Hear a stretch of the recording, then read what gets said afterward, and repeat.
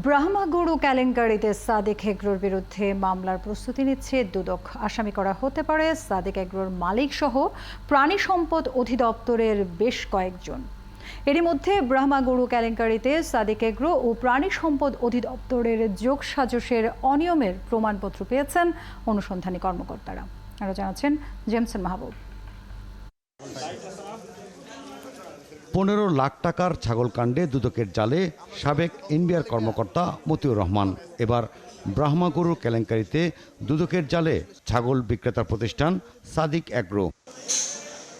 2021 সালে জাল কাগজপত্র দিয়ে আমেরিকা থেকে 18টি ব্রাহ্মা গরু এনেছিল সাদেক এগ্রো। সেটি ধরা পড়ায় বিমানবন্দর কাস্টমস গরুগুলোকে জব্দ করে। পথে একটি গরু মারা যায়, বাকি 17টি হস্তান্তর করা হয় সাভারের কেন্দ্রীয় গো প্রজনন ও দুগ্ধজাত খামারে। সেখানে মারা যায় আরও 2টি গরু। এবার কৌশল বদলে মাংস বিক্রির নামে ডেইরি ফার্ম অ্যাসোসিয়েশনের ব্যানারে 15টি গরু নিলামে নেয় সাদেক এগ্রো, কিন্তু মাংস বিক্রি না করে বংশমর্যাদার তকমা লাগিয়ে কোরবানিতে কোটি টাকায় এসব গরু বিক্রির উদ্যোগ নেয় সাদেক এগ্রো। বিক্রি করে 3টি গরু। ছাগলকাণ্ডের পর 12টি ব্রাহ্মা গরু উদ্ধারে বিভিন্ন জায়গায় অভিযান চালায় দুদক।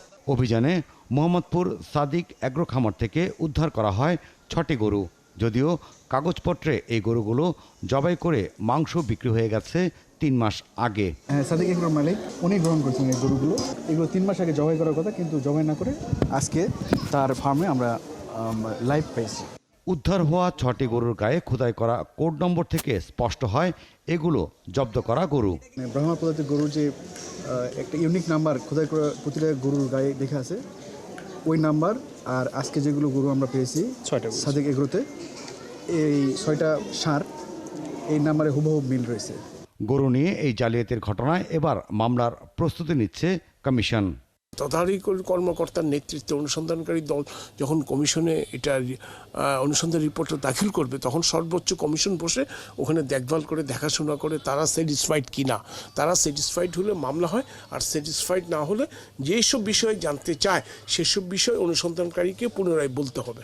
বাকি 6টি গরু উদ্ধার আর আসামিদের আইনের আওতায় আনলেই বেরিয়ে আসবে ব্রাহ্মা কেলেঙ্কারির পূর্ণাঙ্গ ঘটনা। জেমসন মাহবুব, 71, ঢাকা।